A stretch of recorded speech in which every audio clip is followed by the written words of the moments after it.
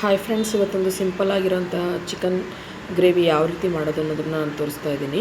ಮೊದಲಿಗೆ ನಾನು ಇಲ್ಲಿ ಏನೇನು ಬೇಕೋ ಅದನ್ನೆಲ್ಲ ನಾನು ರೆಡಿ ಮಾಡಿ ಇಟ್ಕೊಂಡಿದ್ದೀನಿ. ಚಿಕನ್ನ ವಾಶ್ ಮಾಡಿ ಕ್ಲೀನಾಗಿ ಎತ್ತಿಟ್ಕೊಂಡಿದ್ದೀನಿ.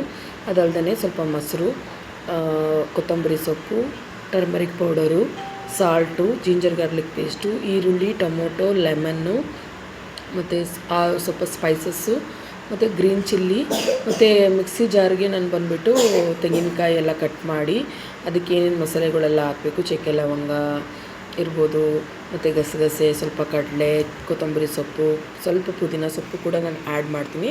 ಅದರಿಂದ ಪುದೀನ ಸೊಪ್ಪು ಅಂದರೆ ತುಂಬ ಜಾಸ್ತಿ ಹಾಕ್ಬಾರ್ದು, ಸ್ವಲ್ಪ ಹಾಕಿದ್ರೆ ಅದು ಒಂದು ಸ್ವಲ್ಪ ಡಿಫ್ರೆಂಟಾಗಿ ಟೇಸ್ಟ್ ಕೊಡುತ್ತೆ. ಮತ್ತು ಆರಿಗೂ ಕೂಡ ಪುದೀನ ಸೊಪ್ಪು ಒಳ್ಳೆಯದಲ್ವಾ, ಸೊ ಹಾಗಾಗಿ ನಾನು ಅದನ್ನು ಕೂಡ ಆ್ಯಡ್ ಮಾಡಿದ್ದೀನಿ.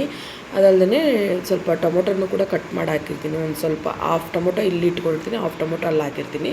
ಮತ್ತು ಈರುಳ್ಳಿನೂ ಸಹ ಸೇಮ್ ಅದೇ ಥರನೇ ಹಾಫ್ ಈರುಳ್ಳಿ ಫ್ರೈ ಮಾಡೋಕ್ಕೆ ಇಟ್ಕೊಂಡು ಇನ್ನು ಮಿಕ್ಕಿದ್ದನ್ನು ನಾನು ಮಿಕ್ಸಿ ಒಳಗಡೆ ಹಾಕಿ ಆಡಿಸ್ಲಿಕ್ಕೆ ಇಟ್ಕೊಂಡಿರ್ತೀನಿ. ಸೊ ಈ ರೀತಿನೆಲ್ಲ ಹಾಕಿ ನಾನು ಇವಾಗ ಮತ್ತು ಸೊಂಪು ಕಾಳು ಸ್ವಲ್ಪನ ಹಾಕಿರ್ತೀನಿ. ಸೊ ಇವಾಗ ನಾನು ಇದನ್ನು ಬಂದುಬಿಟ್ಟು ಮಣ್ಣಿನ ಪಾತ್ರೆ ಇದೆಯಲ್ಲ, ಸೊ ಮಣ್ಣಿನ ಪಾತ್ರೆಯಲ್ಲಿ ಮಾಡೋಣ ಅಂತಂದ್ಬಿಟ್ಟು ನಾನು ಮುಂಚೆಯಿಂದ ಅಂದರೆ ಫಿಶ್ ಕರಿ ಮಾಡುವಾಗ ಮಾತ್ರ ನಾನು ಯೂಸ್ ಮಾಡ್ಕೊತೀನಿ ಕಾಮನಾಗಿ. ಇಲ್ಲಾಂದರೆ ಸ್ವಲ್ಪ ಜನ ಜಾಸ್ತಿ ಇದ್ದಾಗ ಸ್ವಲ್ಪ ಇದು ದೊಡ್ಡ ಪಾತ್ರೆ ನೋಡಲಿಕ್ಕೆ ಹಂಗೆ ಚಿಕ್ಕದಾಗಿ ಕಾಣಿಸುತ್ತೆ, ಬಟ್ ಅಂದರೆ ತುಂಬ ಒಂದು 1 kgವರೆಗೂ ಚಿಕನ್ನ ಮಾಡ್ಬೋದು ಇದರಲ್ಲಿ. ಸೊ ಆ ರೀತಿ ಒಂದು ದೊಡ್ಡದು ಮಡಿಕೆ ಇದು. ಸೊ ಈ ಒಂದು ಮಡಿಕೆ ಪಾತ್ರೆಯಲ್ಲಿ ನಾನು ಇವತ್ತು ಮಣ್ಣಿನದ್ರಲ್ಲಿ ಮಾಡ್ತಾಯಿದ್ದೀನಿ. ಸೊ ಇದು ಕೂಡ ಒಂದು ಪಾತ್ರೆಯಲ್ಲಿ, ಯಾಕೆಂದರೆ ಒಲೆಯಲ್ಲಿ ಇಟ್ಟಾಗ ಸ್ವಲ್ಪ ಕಾಯೋವರೆಗೂ ಅಷ್ಟೇ, ಅದು ಕಾದಾದಮೇಲೆ ನಾವು ಎಷ್ಟೊತ್ತು ಅದು ಬಿಸಿ ಇರುತ್ತೆ ಅಂತಂದರೆ ಮಡಿಕೆನಲ್ಲಿ ಮಾಡುವಾಗ ಅದರ ಟೇಸ್ಟ್, ಅದು ಮಣ್ಣಿಂದು ವಾಸನೆ ಅಂತ ಹೇಳ್ತೀವಲ್ಲ, ಅದು ಕೂಡ ಅದರಲ್ಲಿ ಆ್ಯಡ್ ಆಗಿ ಒಂಥರ ಡಿಫ್ರೆಂಟಾಗಿ ಟೇಸ್ಟ್ ಬರುತ್ತೆ. ಸೊ ಸುಮಾರು ಸಲ ಮಾಡಿದ್ದೀನಿ ನಾನು, ಬಟ್ ಯಾವುದೇ ವೀಡಿಯೋ ಮಾಡಿರ್ತಿರ್ಲಿಲ್ಲ ನಾನು. ಮುಂಚೆ ಯಾರಾದರೂ ಬಂದಾಗ ಮನೆಗೆ ಆ ಥರ ನಾನು 1-2-3 ಸಲ ಮಾಡಿಕೊಟ್ಟಿದ್ದೀನಿ. ಸೊ ನಾರ್ಮಲಿ ಫಿಶ್ ಕರಿ ಮಾತ್ರ ನಾನು ಯಾವಾಗಲೂ ಮಡಿಕೆನಲ್ಲೇ ಮಾಡ್ತೀನಿ ಕಾಮನಾಗಿ. ಸೊ ಯಾಕೆಂದರೆ ಅದೊಂಥರ ಎಲ್ಲರೂ ಅದೇ ಮಡಿಕೆನಲ್ಲೇ ಮಾಡ್ತಾರಲ್ವ, ಸೊ ಅದೊಂಥರ ಟೇಸ್ಟ್ ಚೆನ್ನಾಗಿ ಬರುತ್ತೆ. ಮತ್ತು ಏನು ಫಿಶ್ದು ಸ್ಮೆಲ್ ಇರುತ್ತೋ ಅದು ಕೂಡ ಅದ್ರ ಜೊತೆ ಬೇಗನೆ ಇದಾಗುತ್ತೆ, ಮಡಿಕೆ ಅಟ್ರಾಕ್ಟ್ ಮಾಡುತ್ತೆ. ಹಂಗಾಗಿ ಇವಾಗ ಒಂದು ಇದರಲ್ಲಿ ಈರುಳ್ಳಿ, ಟೊಮೊಟೊ ಇವೆಲ್ಲ ಹಾಕಿ ಒಗ್ಗರಣೆ ಮಾಡಿಕೊಂಡು ಇವಾಗ ಸ್ವಲ್ಪ ಚಿಕನ್ ವಾಶ್ ಮಾಡಿಟ್ಟಿದ್ನಲ್ಲ ಅದನ್ನು ಆ್ಯಡ್ ಮಾಡ್ಕೊಂಡಿದ್ದೀನಿ. ಅದಾದಮೇಲೆ ಸ್ವಲ್ಪ ಸಾಲ್ಟ್ ಎಷ್ಟು ಬೇಕೋ ಸಾಲ್ಟ್ ಹಾಕ್ಬಿಟ್ಟು, ತುಂಬ ಸಾಲ್ಟ್ ಹಾಕ್ಬಾರ್ದು, ಎಷ್ಟು ಬೇಕೋ ಅಷ್ಟು ಮಾತ್ರ ಸಾಲ್ಟ್ ಹಾಕಿ ಟರ್ಮರಿಕ್ ಪೌಡ್ರೆಲ್ಲ ಹಾಕ್ಬಿಟ್ಟು ಒಂದು ಸಲ ಫ್ರೈ ಮಾಡ್ಕೊಬೇಕು. ಚೆನ್ನಾಗಿ ಫ್ರೈ ಮಾಡಿದಷ್ಟು ನಾವು ಎಷ್ಟು ಚೆನ್ನಾಗಿ ಫ್ರೈ ಮಾಡ್ತೀವೋ ಅಷ್ಟು ನಮಗೆ ಟೇಸ್ಟ್ ಕೊಡುತ್ತೆ ಮಣ್ಣಿನ ಪಾತ್ರೆಯಲ್ಲಿ. ಇವಾಗ ನಾನು ಇದನ್ನು ಕುಕ್ಕರ್ನಲ್ಲಿ ಬಾಯ್ಲ್ ಮಾಡ್ಕೊತಾ ಇಲ್ಲ, ಸೊ ಇದರಲ್ಲೇ ಬಾಯ್ಲ್ ಮಾಡೋಣ ಅಂತೇಳಿ ಎಷ್ಟೊತ್ತು ಆಗುತ್ತೆ ಅಂತ ನಾನು ಅಬ್ಸರ್ವ್ ಮಾಡ್ತಾಯಿದ್ದೀನಿ. ಅಂದರೆ ತುಂಬ ಟೈಮ್ ತೊಗೊಳುತ್ತೆ, ಬಟ್ ಟೇಸ್ಟ್ ಕೂಡ ಹಂಗೆ ಚೆನ್ನಾಗಿ ಬರುತ್ತೆ, ಇಲ್ಲ ಅಂತೇನಿಲ್ಲ. ಬಟ್ ಅಂದರೆ ಏನಂದರೆ ತುಂಬ ಟೈಮ್ ತೊಗೊಳುತ್ತೆ, ಯಾಕೆಂದರೆ ಈ ಕಡೆ ಚಿಕನ್ ಎಲ್ಲ ಬಾಯ್ಲ್ ಆಗೋದು ಸ್ವಲ್ಪ ಕಷ್ಟ. ಹಂಗಾಗಿ ಈಗ ಅದನ್ನು ಸ್ವಲ್ಪ ಚೆನ್ನಾಗಿ ನಾನು ಫ್ರೈ ಮಾಡಿಬಿಟ್ಟು ಒಂದು ಸಲ ಮಿಕ್ಸ್ ಮಾಡಿ ಅದನ್ನು ಸ್ವಲ್ಪ ಹೊತ್ತು ಬಾಯ್ಲ್ ಆಗಕ್ಕೆ ಬಿಟ್ಟಿದ್ದೀನಿ. ನೋಡಿ, ನಾವೇನು ನೀರು ಹಾಕೋ ಅವಶ್ಯಕತೆ ಇರಲ್ಲ ಜಾಸ್ತಿ, ಏಕೆಂತಂದರೆ ಅಲ್ಲೇ ನೀರು ಬಿಟ್ಕೊಂಡಿರುತ್ತೆ.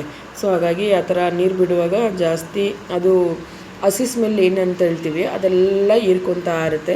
ಸೊ ಹಾಗಾಗಿ ಇದೊಂದು ಚಿಕನ್ ಕೂಡ ತುಂಬ ಚೆನ್ನಾಗಿತ್ತು ಪೀಸಸ್ ಎಲ್ಲ. ಸೊ ಮತ್ತು ಇವಾಗ ನಾನು ಇದಕ್ಕೆ ವಾಟ್ರನ್ನ ಎಷ್ಟು ಬೇಕೋ ಅಷ್ಟು ಕ್ವಾಂಟಿಟಿ ಆ್ಯಡ್ ಮಾಡ್ತಾಯಿದ್ದೀನಿ. ನಾವೆಷ್ಟೇ ಫುಲ್ಲು ಅದು ಲೋಡಿಂಗ್ ತುಂಬಿದ್ರೂ ಕೂಡ ಅದು ಕುದೀತಾ ಕಡಿಮೆ ಆಗ್ತಾನೇ ಇರುತ್ತೆ. ಅದೀಗ ನಾನು 1 ಟೈಮ್ ಹಾಕಿದ್ದೀನಿ, ಬಟ್ ಅದು ಎಷ್ಟು ಟೈಮ್ಗೆ ಬಾಯ್ಲ್ ಆಗುತ್ತೆ ಅಂತ ಗೊತ್ತಿಲ್ಲ. ಒಂದು 10 ಮಿನಿಟ್ಸ್ಗೆಲ್ಲ ಮತ್ತೆ ಅದು ನೀರೆಲ್ಲ ಹಿಂಗೋಗ್ಬಿಟ್ಟಿರುತ್ತೆ. ನೋಡಿ, ಇವಾಗ ಆಲ್ಮೋಸ್ಟ್ ಹಾಫ್ ಬಂದುಬಿಟ್ಟಿದೆ. ಮತ್ತು ನಾನು ಇದನ್ನು ಮತ್ತೆ ಇನ್ನೊಂದು ಸಲ ವಾಟ್ರ್ ಹಾಕಿ ಮತ್ತೆ ಅದನ್ನು ಬಾಯ್ಲ್ ಮಾಡಲಿಕ್ಕೆ ಇಟ್ಟಿದ್ದೀನಿ. ಏಕೆಂದರೆ ಬೇಗ ನೀರು ಹೀರ್ಕೋತಾ ಇರುತ್ತೆ, ಬಟ್ ಬಾಯ್ಲ್ ಆಗಿರಲ್ಲ ನಂದು. ಸೊ ಹಂಗಾಗಿ ನಾನು ಈ ಥರ 1-2-3 ಸಲ ನಾನು ವಾಟ್ರನ್ನ ಕ್ವಾಂಟಿಟಿನ ಎಷ್ಟು ಬೇಕಷ್ಟು ಚೇಂಜ್ ಮಾಡಿ ಹಾಕ್ಕೊಂಡು ಈ ಥರ ಮಾಡ್ಕೊತಾ ಇದ್ದೀನಿ. ಸೊ ಇವಾಗ ಆಲ್ಮೋಸ್ಟ್ ಸ್ವಲ್ಪ ಬಾಯ್ಲ್ ಆಗಿದೆ. ಹಂಗಾಗಿ ನಾನು ಇವಾಗ ಏನೆಲ್ಲ ಮಸಾಲೆಗಳನ್ನೆಲ್ಲ ಇಟ್ಕೊಂಡಿದ್ನಲ್ಲ, so chicken masala, mutton masala, ಮನೆಯದು ಖಾರದ ಪುಡಿ, ಧನಿಯಾ ಪುಡಿ, ಈ ಥರ ಜೀರಾ powder, pepper powder, chilli powder, ಇವನ್ನೆಲ್ಲ ಎಲ್ಲನೂ ಒಟ್ಟಿಗೆ ಇಟ್ಕೊಂಡಿದ್ದೆ ನಾನು. ಅದನ್ನೆಲ್ಲ ಹಾಕಿ ಮತ್ತು ಮಸಾಲೆ ಏನು ಆಡಿಸ್ಕೊಂಡಿದ್ದೆ ಅದನ್ನು ಕೂಡ ಹಾಕಿ ಇವಾಗ ಚೆನ್ನಾಗಿ ಮಿಕ್ಸ್ ಮಾಡ್ಕೊತಾ ಇದ್ದೀನಿ. ಇವಾಗ ಫುಲ್ಲು ಮಿಕ್ಸ್ ಆಗಿ ಇವಾಗ ನಮಗೆ ಗೊತ್ತಾಗುತ್ತೆ ಎಷ್ಟು ತಿಕ್ನೆಸ್ ಬೇಕು ಅನ್ನೋದನ್ನು ಚೆನ್ನಾಗಿ ಗೊತ್ತಾಗುತ್ತೆ.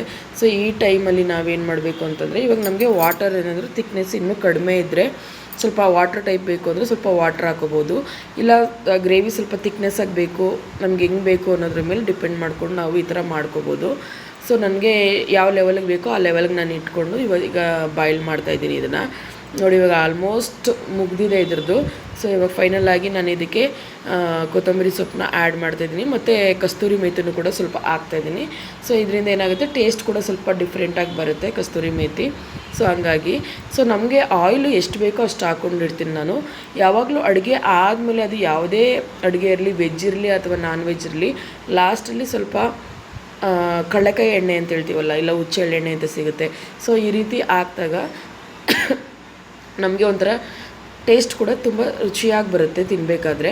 ಸೊ ಅದು ಏನಂದ್ರೆ ಅದು ಆಯಿಲಿ ಸ್ಮೆಲ್ ಇರುತ್ತಲ್ಲ, ಸೊ ಸ್ಟಾರ್ಟಿಂಗ್ ಹಾಕಿರ್ತೀವಿ, ಮತ್ತು ಫೈನಲ್ ಸ್ಟೇಜಲ್ಲಿ ನಾವು ಆ ಥರ ಆಯಿಲ್ಗಳನ್ನ ನಾವು ಹಾಕೋದ್ರಿಂದ ಹಾಗೇ ಹಾಕ್ಬೋದು, ಏನೂ ತೊಂದರೆ ಇಲ್ಲ. ಎಷ್ಟೋ ಜನ ಕೈಯಲ್ಲಿ ಇಟ್ಕೊಂಡು ಎಣ್ಣೆ ಕುಡಿತಾಯಿದ್ರು, ಹುಚ್ಚೆಳ್ಳೆಣ್ಣೆ ಎಲ್ಲ ನಾವು ಆವಾಗೆಲ್ಲ ಹಾಗೇ.